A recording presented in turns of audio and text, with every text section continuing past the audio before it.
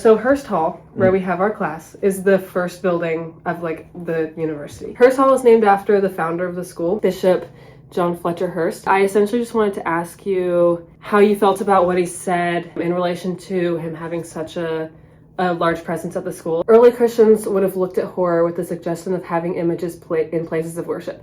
Today, Christians would follow this pattern set by the first century Christians. Do not pray to images, saints, or angels. Do not even pray to Jesus. And do not perform acts of worship to symbols of the state. Come what may, we are determined to obey Jesus' words. It is the Lord your God you must worship. It's interesting because it does speak to definitely his denomination, being a Methodist.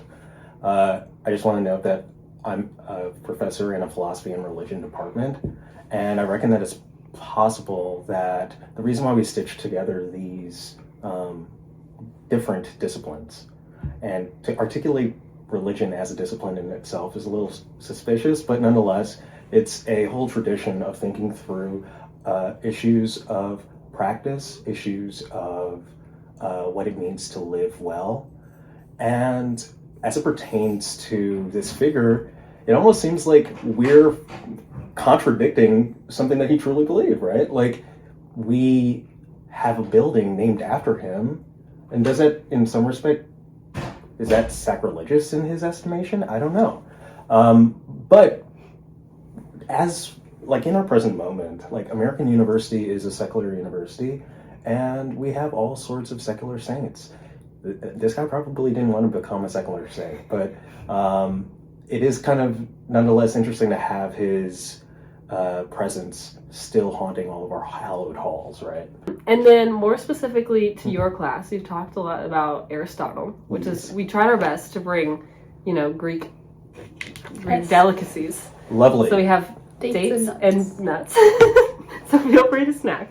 I mean, this is my first time studying philosophy in any capacity. I don't know if it is yours as well. Yeah, mine. And we just felt like it was a really great representation of things that American University can introduce to new students. I like my classes to make folks a little bit more suspicious of their preconceptions, of their views. Do you also think that nobody else should have their own kids if you are considered an anti-natalist? When Janet and I were talking about it, she was like, well, anti-natalism in itself has to be the extreme, and I kind of argued against that. I'm sure there's gradients maybe, but it does come down to kind of like a prohibition, like a ban on bringing life into the world, bringing human life into the world. The question is then, is this a type of moral position that others should abide by? If you're an anti-natalist, should you be preaching the gospel of anti-natalism? Mm-hmm. And I think that kind of question resonates in all sorts of the moral frameworks and theories that we've addressed over the course of the semester. In the same, there is a difference between persuasion and coercion. So David Benatar is the proponent of this philosophy. He himself notes that we should have some degree of epistemic humility when it comes to, say, persuading others. I mean, in the voice of Benatar, I don't necessarily abide by antinatalism, but when it comes to promulgating the view, he thinks that no one should feel like they can play God. So no one has any entitlements over how other people deal with the question of reproduction and the moral problem of reproduction. Which is really interesting given his claim that it's probably the worst thing that you could possibly do, right? I think that the concept in itself is the extreme. You think that the suffering in the world is too extreme to allow any sort of reproduction of the human species. And that if you just make the decision personally not to have children, and that's not necessarily subscribing to a philosophical worldview. Why do you think that a moral worldview or way of life needs to be promulgated and proselytized to others? Yeah. Well, I think if you don't go about it in such a way, it's all for naught. The whole point is to and suffering. And if you are not actively trying to convince others, you're actively allowing that suffering to take place. And if you don't at least try to tell them, then that weight is on you, that you didn't pull the lever. I kind of felt like the antenatal perspective had to be one that resonated with just like yourself. As David Benatar was kind of saying, he believes that reproduction is inherently like a bad thing. He was putting an idea into the world. The only way that people could subscribe to it was not through like a systemic change or something, but by practicing it themselves, and that shouldn't have to be like pushed on other people because it is just like your own worldview. And I felt like it was kind of okay for it to just be in like your own life choices. Say you agree with the basic position. Reproduction is injurious or harmful to the unconceived. And that would be what he notes is a kind of philanthropic argument for antinatalism. On the one hand, there's a misanthropic argument, and that tends to go, humans are bad, and humans tend to do bad things, tend to increase the suffering in the world or in the universe. But the philanthropic argument is one that maybe speaks a little bit more to the type of things that we're talking about in class, which is, can we have like a relationship or any obligation to beings that don't even have bodies yet, to beings that aren't even conceived, but maybe just our thoughts that we have, ideas. And the question that it seems to maybe separate both of you is whether the consequences of holding said a position matter really. Whether for Benatar, for instance, does it matter that other people buy the antinatalist position? Or whether it is really a kind of singular, a kind of personal morality or ethic. And we noted in class that he's a bit of a theory-neutral kind of character. He suggests that he doesn't, antinatalism isn't duty-based, isn't about obligation, but isn't about consequences. It references consequences, but it's not about like, it's not, for him, he just thinks that the mere concept of conception, the mere concept of conception is suspicious. I think it only, if one held that belief, it does entail, however, and this is me, this isn't Benatar, but this is me. I think that it does entail following through on your thought and trying to act in the world in such a way that your thought accords with your practices.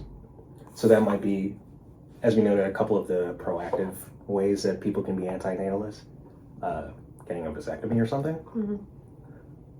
But I think another proactive form of living this philosophy of life, which is a philosophy of life that isn't interested in producing more life. But one way to think through this philosophy is, one way to act and practice this philosophy is to tell others the good word, right? And I think it's interesting because it goes against our intuitions.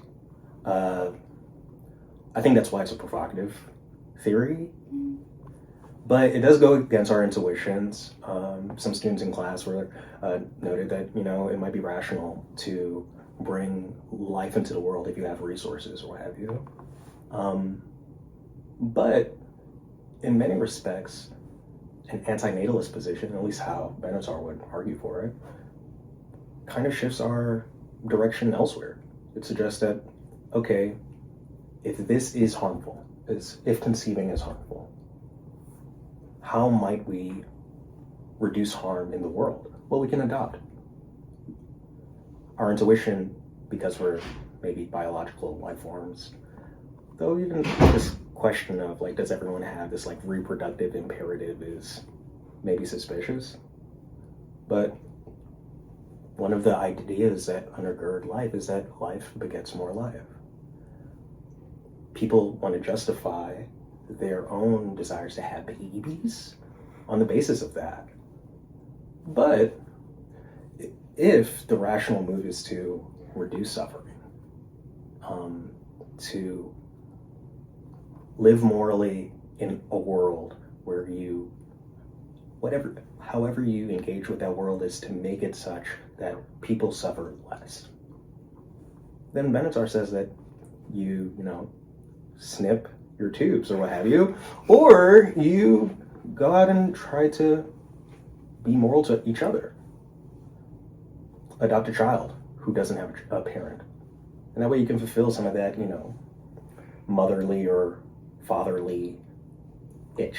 Mm-hmm.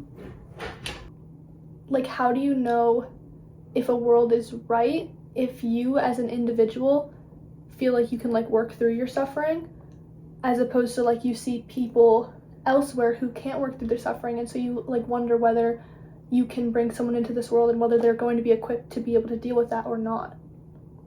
Some people understand an extreme version of anti-natalism as, oh, is this guy proposing that we euthanize the species?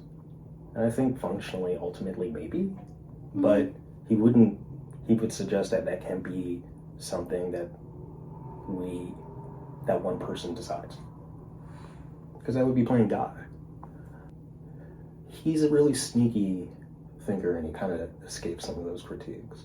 I mean, Ellen and I are both vegetarian because of its impact on the environment. I do take a lot of opportunity to share my belief about eating meat and just generally animal byproducts with others. I do feel that it's my moral obligation to let them know if the topic does so arise.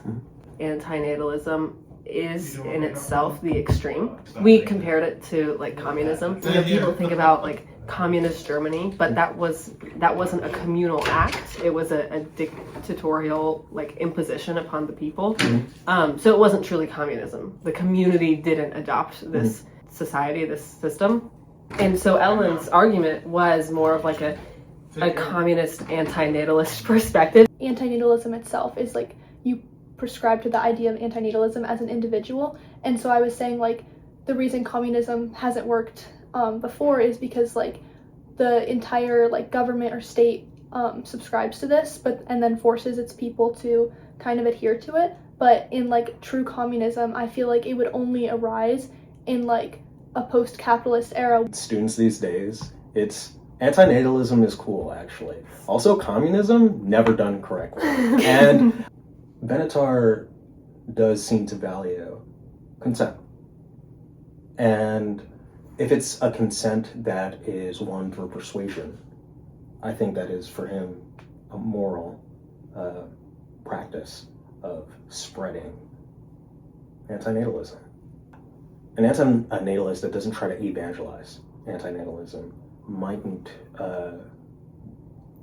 be maximalist about it, and might have some work to do, in fact, to actually be and live that philosophy. But for it to be fully actualized, even beyond the individual, everyone has to buy in. Would it be moral to scare people into anti-natalism? That even happened with Sinclair in the 20s, whenever he wrote The Animal, and people were like, "Oh my gosh, the factories are not okay." And so I think that if a filmmaker is I think I should bring light to this issue, not necessarily because I want to scare people into it, but because I'm interested in having a less ignorant population view my stuff, or one that can become less ignorant. I don't think that's necessarily a harm. Yeah. A flip to this question would be something should animal products have pictures of factory farming on them, right? The same way that we have cigarette cartons with diseased lungs and what have you. I think it is moral to quote scare people, because I don't find there to be an argument there. I think that you can't say that it's wrong to tell the truth. I don't think that in sharing videos of how foie gras, duck products, That's not like misinformation. You're not exaggerating anything. Like, it's a fact. Yeah, I don't really feel that there can be an immoral way to tell the truth. It will, you could argue that, oh, it's immoral to tell the truth if it brings the person suffering. But that's, in this case, the point of telling the truth is to scare them, quote, make them suffer, so that they recognize their reality of the way that they're currently living their life. And I think that, like, other morally consistent people would then accept the fact that that way of living is immoral. It took so long for cigarettes to have like any sort of warning, and I think that if we kind of willy-nilly started, not even willy-nilly, but like that's if, a good willy-nilly. If the vegetarians rose up and were like, let's make this policy change, then that is like a government mandated thing. Like, that is like something, like, obvious, like, cigarettes have that title because they're inherently bad, but as a society, like, we kind of haven't put meat into the category of like inherently wrong or bad yet. And even like as a vegetarian, when I tell people I'm a vegetarian, they're like, oh, I can never give up meat. And like, I feel like the fact that that is the counter argument, which has no real logical basis except for just like our like human intuition, just means that socially it's still a very acceptable thing that isn't really looked down upon. And so I think until it kind of grasps the individual, we can't make those systemic changes, because then like other groups of people who also adopt things similar to vegetarianism, where it's like kind of just like the withholding of some sort of like pleasure or something, then they would also be like, oh, well, the vegetarians did it, so now we can also do this, even though it might be something that a lot of people disagree with. Well, I take it that that's probably your commitment to individualism and individuality, right? It speaks to maybe a deep-seated conviction of yours, which is that what matters is that people themselves decide how they want to construct and live in the world. And I think that in itself is justifiable. Do you not think then that when the attempt to kind of demonize cigarettes or even driving under the influence, that was an executive decision that was made for the good of the people who didn't yet understand the horrors of doing these things? 75 years from now, we could look back at eating meat the same way. It's still available. We can't force people yet to stop, but we have made an attempt to eradicate the harmful effects as much as we can without dictating people's habits and their lifestyles. I feel like cigarettes were kind of mandated because of like health problems, and I know that like red meat can, and like other types of meat, like can cause like heart problems and stuff like that. But I think that the overarching reason that people become vegetarians is not because of like health problems. People become vegetarians for like widely environmental reasons. And so I think that honestly, like, it would be a really good strategy to like put like factory farming on the side of like or on like a chicken breast or something, so that people are kind of more averse to that. But at the same time, I just worry about it opening up like kind of an ability for more niche groups because like it would create crazy like environmental changes. Like, it would honestly be like a really good thing for our society right now because of the fact that people can't even follow fossil fuel regulations from like their county, and so like even though it would be like kind of the perfect situation, I just think that the possibility of more niche groups kind of adopting the idea of policy to push their values is suspicious. Yeah. But I mean, like, what is government if not policy to adopt a certain group of people's values? Like, what are political parties?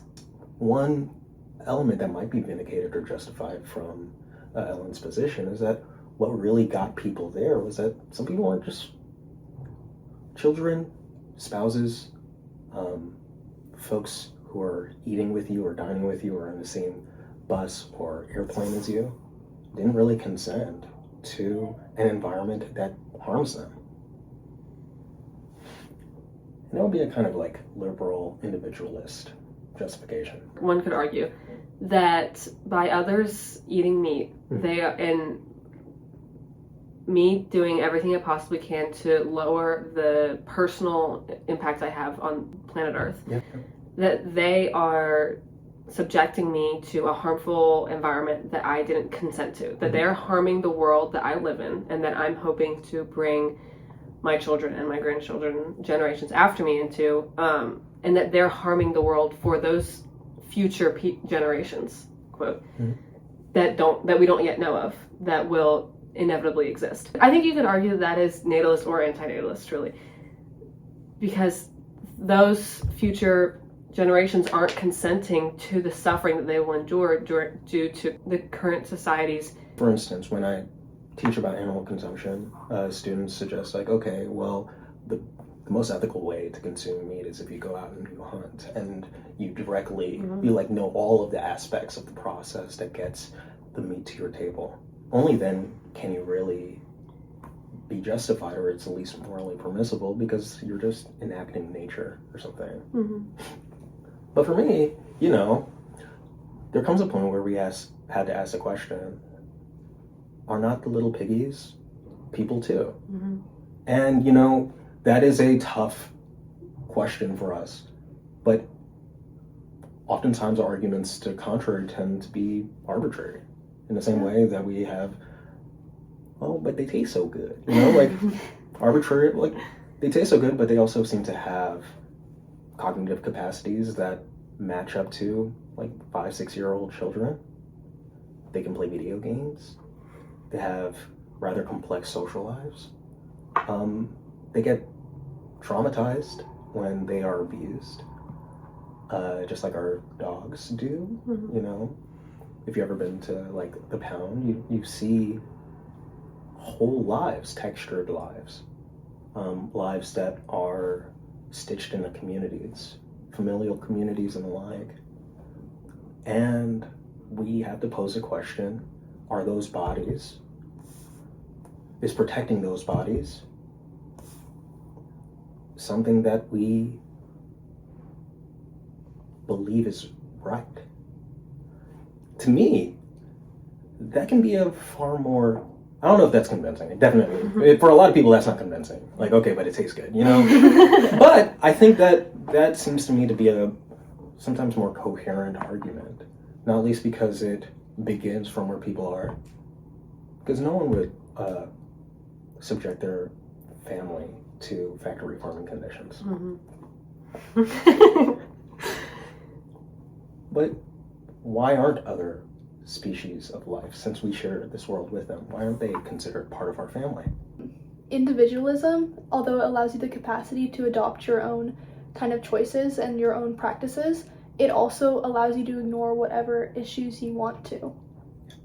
And like, if the argument of it tastes good nullifies every other argument for someone, or the argument that, oh, it's our biological right to reproduce, nullifies every other argument, then for many humans that is satisfactory. Every being's like purpose is existence, and to continue to exist and to ultimately reproduce. And the fact that humans are the like apex predator of the world is because we evolved and, you know, naturally selected so efficiently to ultimately get to the most prime form of our species. That can, A, be used as an argument as we then have the right to, by way of natural selection, eat other species that haven't evolved as efficiently as we have, or B, just recognize that we are simply a more evolved version of every other species on Earth. We evolved the capacity to reason, to choose, or at least to delude ourselves into thinking that we are reasoning and choosing. And does that not afford us the capacity to veer from nature? If our purpose is to reproduce, and here could be how one moves from Aristotle back to Benatar, if our purpose is to reproduce, but our kind, humanity, has developed the capacity to decide what we do, how we act, to decide and choose our practices, then we can choose in some respects, or it must be the case, that we can choose to not reproduce, to veer from the natural programming that we have. Mm-hmm. And in some respects, to regard my sweet baby Labradoodle as part of me, or as important to me as my nephew. And here, that last part is where everyone's kind of, the hairs rise on people's shoulders. But that couldn't possibly be okay. Yeah. That the life of a non-human animal could be as valuable, Mm-hmm. or hold as much intrinsic value as one of your family members. How can your whole purpose be, like, to reproduce whenever you are in a society where you can have the potential to feel guilty to reproduce? That attribution of value is where, like, basically everything comes down to. One can have just a basic view that, yeah, we at least feel like we at least do or feel like we have the ability to decide. And that might be species specific, but it does seem that other animals can choose, by the way.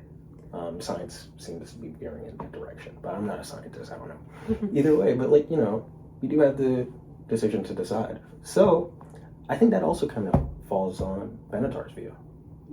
Yeah, I mean, sure, it just is the case that life is suffering. And chances are the lives that we bring into the world will experience pain and suffering. But we might be the type of life, or there might be other types of life like us, that bear the capacity to make it such. This universe does not need to be hostile, full of suffering, full of pain. Maybe that's wishful, but I do think that, I mean, it's something, it might be a duty of ours to make a world where there is less suffering. And then you kind of see the anti-natalist argument as, you're kind of giving up now. It seems like a skill issue, kind of, you know? Does that not then put the same responsibility on us to end the suffering of all others on Earth? All other species, all other animals, by way of not eating them? Human cannibalism still is a practice. And, you know, in many cultures, it was like a spiritual, religious practice. Mm-hmm. Sometimes when people talk about vegetarianism, they suggest that, you know, sometimes the consumption of meat there's meaning to it. It stitches us as humans in this particular community together, coming around the table and respecting the animal that we're killing, but consuming it, coming around the table and respecting one of our own that has fallen and consuming them as a way of, like, keeping them alive. So I think, I'm not going to go so far to say that, yeah, like, maybe even we should think about, okay, maybe human cannibalism is okay. But, you know, when we start posing some of these questions, we begin to ask, well, why do we do kind of like anything? And what can we do that's different?